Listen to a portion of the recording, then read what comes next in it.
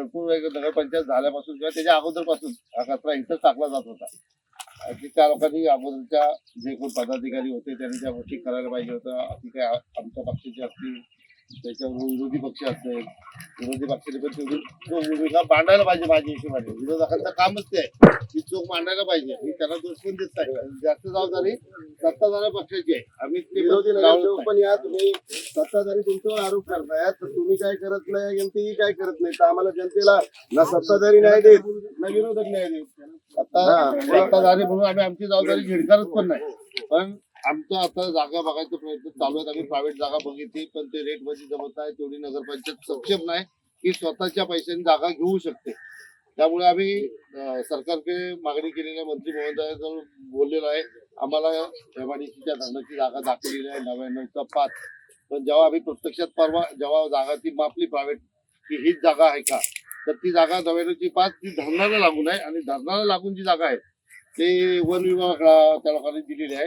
तर ती इकडे आहे. फक्त नंबर चेंज झाले, जागा चेंज झाले. जागा तीच आहे पण नंबर चेंज झाले. तर मंत्री महोदयांजवळ काल चर्चा केली. ते म्हणते मी 2-4 दिवसात आलो की मी ते मार्गी लावायचा प्रयत्न करतो. कारण ते पाणी आम्ही पण तिकडे दूषित पाणी पितो आणि हे करताय ते मंत्री महोदय पण बोलले चुकीचंच आहे. ते पण त्यांनी पण काय आमची शिफारस केली असं मी म्हणत पण नाही. जे करतोय ते चुकीचंच आहे. पण ह्या गोष्टीसाठी लगेच 1-2-4 दिवसात किंवा 8 दिवसात ह्या गोष्टी शक्य नाही. हे तुम्हाला पण माहिती आहे, मला पण माहिती आहे, सगळ्या जनतेला माहिती आहे. माझी तुम्हाला एक विनंती आहे की एक 15 दिवस महिनाभर तरी तुम्ही ऍटलीस्ट आम्हाला मुदत द्यावी.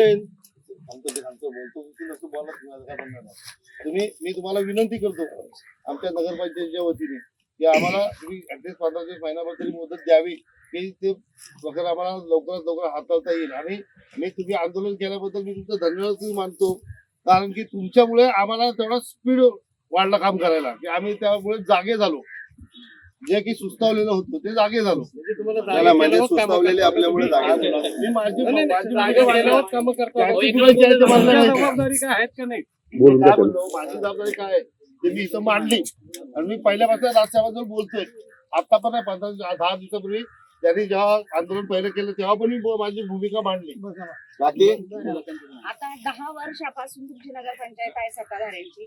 10 वर्षापासून विरोधक सारखेच मागे लागतात तुमच्या की तुम्ही सावित्रीत कचरा टाकू नका, कचरा टाकू नका. तरी तुम्ही विरोधकांचं कुठलंच काम ऐकून घेत नाही. आणि त्याच्या आधी 5 वर्ष ग्रामपंचायत पण तुमचीच होती. आज 15 वर्षात काही झालेलं नाही. त्याच्या 15 वर्षात पुढे काय होणार आहे? विरोधकांनी विरोध करून विरोधकांचं ऐकताय कोण? सरळ सांगतो की आम्ही सत्ताधारी, आम्हाला कोण, आम्ही कोणाला ऐकणार नाही, कोणाला घाबरणार नाही. ही भाषा आहे आणि मला बोलल्या गेलेलं आहे शब्द. मी त्याच्यावर बोलले की पंचवार्षिक येणार आहे. तुम्हाला बोलले की असे किती आले किती गेले आम्हाला काही फरक पडत नाही. ही सत्ताधाऱ्यांची भाषा माझ्याबद्दल तरी आहे.